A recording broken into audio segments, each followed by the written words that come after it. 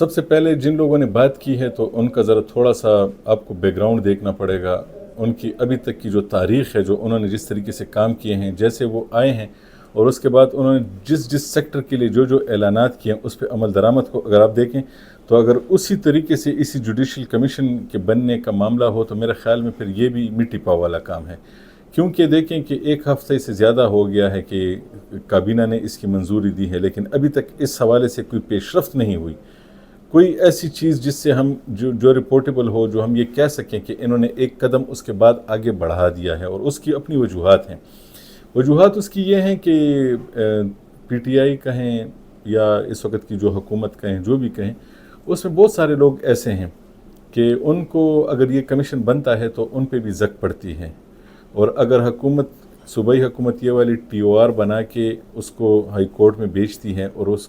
T O R میں یہ بات شامل ہو کہ اس جگہ پہ ہمارے لیے تحقیقات کی جائیں کہ اس دن کیا ہوا تھا، اور وہاں پہ اگر تحریک انصاف کے اپنے لوگ اس کی زد میں آتے ہیں اور اس میں وہ پھنستے ہیں تو میرا خیال ہے کہ یہ خود تحریک انصاف کے اندر یہ مزید تقسیم کا باعث بنے گا، اور میرا خیال ہے کہ یہ بھی ایک سیاسی اعلان تھا، اپنے ورکرز کو مطمئن کرنے کے لیے ایک کوشش تھی، جس طریقے سے تحریک انصاف مختلف جگہوں پہ انہوں نے یہ اعلانات کیے ہیں، تو یہ بھی ایک کوشش ہے کہ وہ دیکھیں ہم 9 مئی کی اپنی صفائی کرنے کے لیے ایک قدم آگے بڑھ کے جا رہے ہیں، بلکہ 10 قدم آگے بڑھ کے جا رہے ہیں، لیکن میرا نہیں خیال کہ ایسا کچھ ہوگا۔ جس طریقے سے یہ حکومت بے بس ہے ابھی تک، آپ دیکھیں کہ یہ ابھی وہ خود مانتی ہے کہ ہم ایک ڈپٹی کمشنر کو تو بدل نہیں سکتے، ایک آئی جی کو تو اپنی مرضی کا لا نہیں سکتے، چیف سیکرٹری تو بہت بڑی بات ہے، تو ایک ایسی حکومت جو کہ کچھ بھی کرنے کے قابل نہیں ہے اس وقت، اور اس کا جو چیف منسٹر ہے، میرا خیال ہے کہ چیف منسٹر کی باڈی لینگویج ابھی تک کی جو ہے اور اس کے جو ایکٹ ہیں، اس کی تند و تیز سیاسی تقریروں کو آپ دیکھیں اور پھر انہی لوگوں کے ساتھ بیٹھنے کی ٹینڈنسی کو آپ دیکھیں تو آپ کو لگ پتہ جائے گا کہ وہ بہت سمجھدار آدمی ہے۔ شاید سمجھدار، آپ سمجھتے ہیں کہ سمجھدار کا کیا مطلب ہے، کہ وہ اسے آتا ہے کہ کس طریقے سے کھیلنا ہے اس وقت، تاکہ اپنا کام بھی چلتا رہے اور پارٹی کے کارکن بھی مطمئن رہیں۔ تو میرا خیال ہے کہ یہ جوڈیشل کمیشن بننے کے میں تو خود نہیں دیکھ رہا کہ یہ بنے گا، کیونکہ جوڈیشل کمیشن جب بنے گا اور اس کمیشن کی پہلی ہی اس میں جب اس کی ہیئرنگ ہوگی، اس میں جب لوگ سامنے آئیں گے، اس میں جب جو سپاٹس جو اس میں انہوں نے جا کے وہاں پہ اس سپاٹس دیکھنے ہوں گے تو وہاں پہ تحریک انصاف کے رہنما کسی بھی شکل میں وہاں پہ موجود تھے۔ آپ کو یاد ہوگا کہ کچھ ایسے بھی رہنما تھے جن کی پٹے ہوئے کپڑے آج بھی لوگوں کو یاد ہیں، وہ بار میں یہ کہہ رہے تھے کہ ہم تو لوگ اپنے کارکنوں کو مرنا کرنے کے لیے وہاں پہ آئے تھے، لیکن وہ وہاں پہ موجود تھے۔ جب آپ کرائم سین پہ موجود ہوں اور آپ کی ویڈیوز ہوں، آپ کی آڈیوز ہوں، آپ کی تصویریں ہوں، تو اس سے بچنا ممکن نہیں ہوتا۔ تو میرا خیال ہے کہ سب سے پہلی جو اپوزیشن ہوگی وہ تو وہاں سے ہوگی، وہ کہیں گے کہ جب آپ ٹی او آر بنائیں گے تو ایسے ٹی او آر بنائیں کہ ہم تو بچیں نا اس میں، اگر وہ نہیں بچتے تو کتنی قیادت کے لوگ اس میں آئیں گے، کون سی ایسی جگہ ہے جہاں پہ تحریک انصاف کے لوگ موجود نہیں تھے؟ تو کیا ایک صوبائی حکومت ایسی جوڈیشل کمیشن کی کارروائی ہونے دے گی جس میں اپنے ہی لوگ اس کی زد میں آئیں گے؟ اگر صوبائی وزیر اعلیٰ یہ چاہیں گے بھی تو کیا پارٹی یہ ہونے دے گی؟ تو اس لیے میں یہ سمجھتا ہوں کہ اس وقت جو پارٹی میں جو تقسیم ہے اندر، یہ تقسیم جو ہے اس جوڈیشل کمیشن کے سامنے آتے ہی یہ مزید بڑھ جائے گی۔ علی امین گنڈاپور صاحب مجھے نہیں پتا کس کے بندے ہیں، کیونکہ مجھے یہ نہیں پتا کہ وہ کس کے ساتھ اس کی کیا کمیونیکیشن ہوئی ہے، لیکن ان کے ابھی تک کے 1 2 3 4 کہ جب میں ان کے ڈاٹس میں لاتا ہوں تو اس کا مطلب ہے کہ وہ اگر اسٹیبلشمنٹ کے بندے نہیں ہیں تو اسٹیبلشمنٹ کے انتہائی خلاف بھی نہیں ہیں،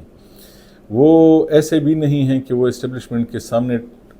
ہیڈ آن کریں اور آ کے ٹک کر لیں، وہ ایسے بھی نہیں ہیں، وہ کور کمانڈر کی بریفنگ میں بھی جاتے ہیں، وہ شہباز شریف صاحب کے پاس بھی جاتے ہیں، وہ پہلے ہی دن کہتے ہیں کہ اگر مجھے معلوم ہوتا شہباز شریف صاحب پشاور آ رہے ہیں تو میں ان کے پاس چلا جاتا۔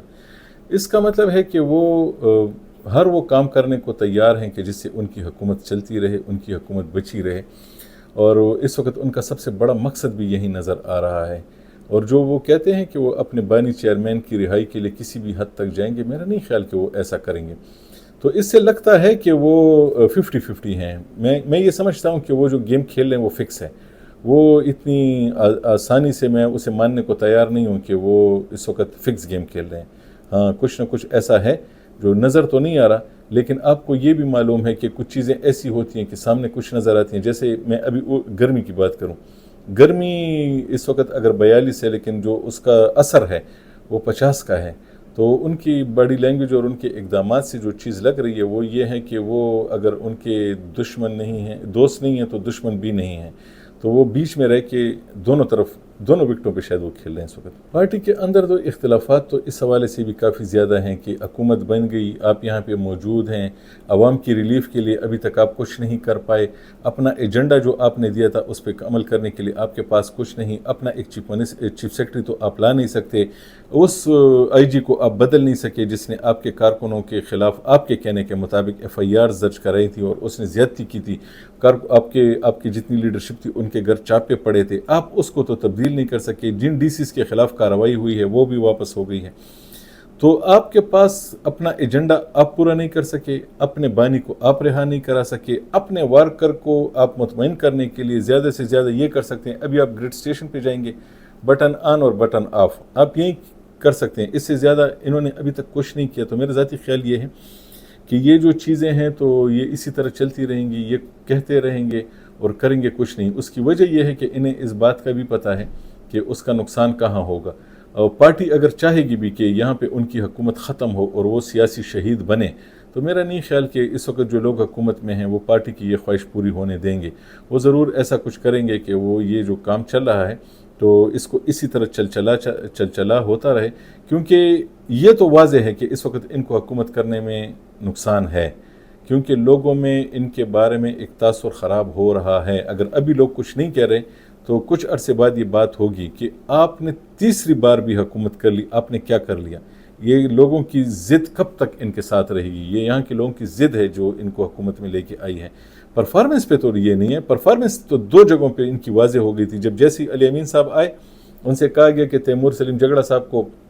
وہ کریں، کسی پوزیشن پہ لے لیں تاکہ وہ وزیر خزانہ کی حیثیت میں یا مشیر خزانہ کی حیثیت میں کام کرتے رہیں، تو انہوں نے کہہ نہیں دیا تھا